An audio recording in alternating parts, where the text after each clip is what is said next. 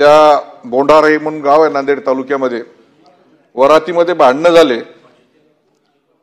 चाकून मारामारी झाली, एक जण दलित समाजाचा त्याच्यामध्ये मृत्युमुखी पडला। घोड्यावर बसलेल्या नवरदेवाला माहित सुद्धा नाही काय झालं। आजपर्यंत तो नवरदेव तसा उचलला घोड्यावरून आणि आतमध्ये टाकला, अजून सुद्धा तो नवरदेव आतमध्ये आहे। अशा अनेक घटना शहरामध्ये होत आहेत, याचा गंभीरपणे विचार करणं अतिशय गरजेचं आहे। दलित समाजातल्या काही वाड्या वस्त्यांमध्ये, आदिवासी पाड्यांमध्ये हे लोक घुसत आहेत। अर्बन नक्षलाइट्सच्या नावाखाली मोठ्या प्रमाणामध्ये दादागिरी करतात, दडपशाही करतात, अधिकाऱ्यांना ब्लॅकमेलिंग करतात।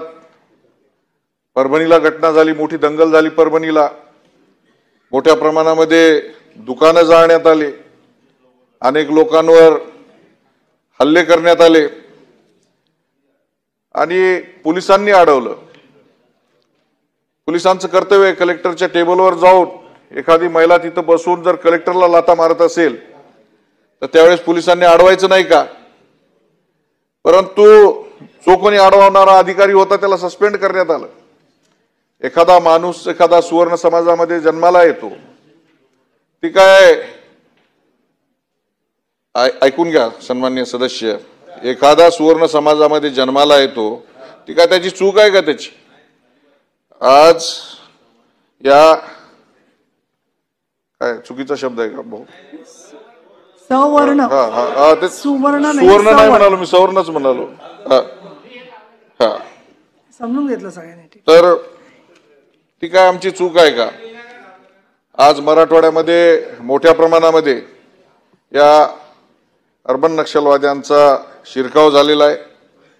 काही संघटनांचा त्यांनी ताबा घेऊन जागोजागी अशा पद्धतीनं खोट्या अॅट्रॉसिटी दाखल करणे आणि अॅट्रॉसिटीच्या नावाखाली अनेक लोकांचा छळ करणे हे सुरू झालेलं आहे।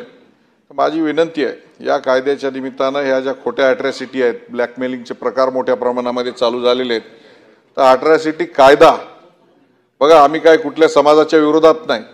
एखाद्या समाजाला कोणी अनुल्लेख करत असेल, त्याला वाईट पद्धतीने वागणूक देत असेल, त्याला जर बोलत असेल तर निश्चित कारवाई करा, परंतु अशा पद्धतीचे खोटे गुन्हे दाखल करायचे, ब्लॅकमेलिंग करायचे, या कायद्याचा सुद्धा या निमित्तानं विचार होणं अतिशय गरजेचं आहे। कारण संयुक्त समितीच्या अहवालामध्ये या अॅट्रॉसिटी ऍक्टचा उल्लेख अपराधांचे